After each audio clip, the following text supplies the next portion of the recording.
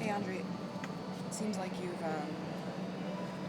doing a lot of shooting at the end of practice now. I know you always work extra, but you want to really get your touch going? Nah, not really that. It's pretty much the same routine. Trying to stay sharp, and then that long layoff. You don't want to get too relaxed, so you're just getting extra work to try to keep it as close to, playing the game the day before or 2 days before. We had that long break, so you get fresh, but you want to shoot while your legs are tired to keep the game rhythm. How's your rhythm? I don't know. We'll see tonight. I hope it's good. Andre, how do you deal mentally with that long time off? Do you have to play any mental games, or is there anything you do to try to take up more of your time, or is it easy enough for you?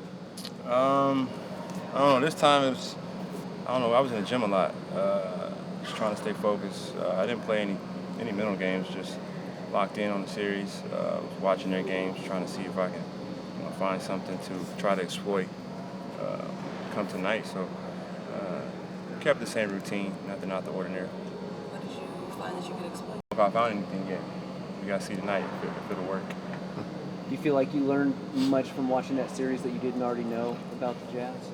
No, not really. They pretty much stick to their strengths, and they don't get too outside themselves. They're a very disciplined team. So, against disciplined teams, you have to really lock in and stay focused throughout and not have any mental lapses.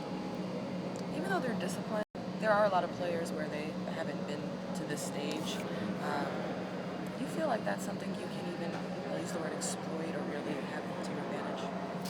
I don't know. It's hard to say that because there's been times where I haven't been in that situation and I've had some success just because of the excitement and wanting that moment. So, you got to be careful what you wish for with experience and trying to think that you can out-experience someone.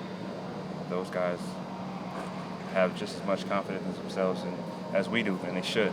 So I think it'll make for a good matchup.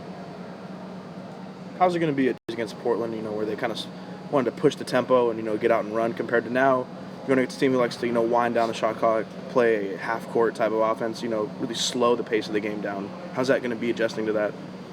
Well, it's similar adjustments throughout the season. One night fast-paced team, next night slow-paced teams, and with us the last couple of years, it's always been teams trying to throw us out our rhythm, try to use different tactics, and you've seen a lot of different defensive schemes used against us to try to slow us down or get the ball out of the hands of the guys who can really hurt them. So I feel like we've seen a lot. It's just following our game plan and forcing our will upon them. Got any memorable from over the years? You've probably been guarding about a decade now. Yeah, he had a really good series against the Clippers, and it was almost like some people just heard about him. But a lot of the guys on this team have seen him for many years. The things he could do, been an all-star. I don't know how many times. Yeah, a lot of times, and he's had some really good battles with the top teams in the East. When he was in Atlanta, and I go all the way back to when he was in Phoenix. So I've seen a lot of what he can do, know how big of a threat he is, and he fits right in with that team, and kind of helping them get over the hump late in games and building their confidence as well in him late in games. Is there any part of that fun to you that's kind of maybe going to be a matchup that you're going to have to go at him coming off the bench and coming off the bench, and just kind of a wily veteran, kind of like yourself? Yeah, you you always look for those opportunities where you have to be top notch and you got to compete, and it gets tougher each round. That's what kind of builds the excitement every round. It's going to get tougher and tougher, and the team has to play at a higher level, and you want to play against teams like that because that'll bring the best out of you and help you going forward, hopefully, if you happen to win. How ironic, in game one tonight, the Warriors are going to be, honoring the WeBelieve team, and you guys are going up against the same team that knocked them out in that playoff run. Yeah, I hope we don't jinx us. Try not to. They were kind of, I shouldn't say kind of, but they were the essence of the Bay, especially this side, and coming into this arena, there's a lot of excitement, a lot of energy, and they kind of, it was it was a crazy vibe going on here. It was kind of like that here when I first got here. Those fans really embraced. You know, it was before the ticket prices skyrocketed. I'm not saying anything bad about anybody, but that was a fun team to watch, and it'd be good for those guys to come back, and I'm sure we'll feel some energy that those guys will bring from the crowd. Did you play against them? Did you play against them? Yeah, I played against those guys. Yeah. That was like my fourth year. Yeah, fourth year.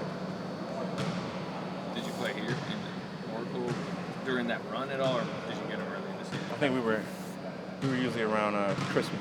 We always had the Christmas 7-game road trip, so it was around that time. They were still rolling though. They played well against us that time. I remember that. It's changed a little bit since, like, remember when you were playing with Denver in that series until now? Just the feel of it. No, it's still a great energy, still a great crowd. I mean, it's changed a little bit as far as who's in there, but the energy's still there. For sure. Yep.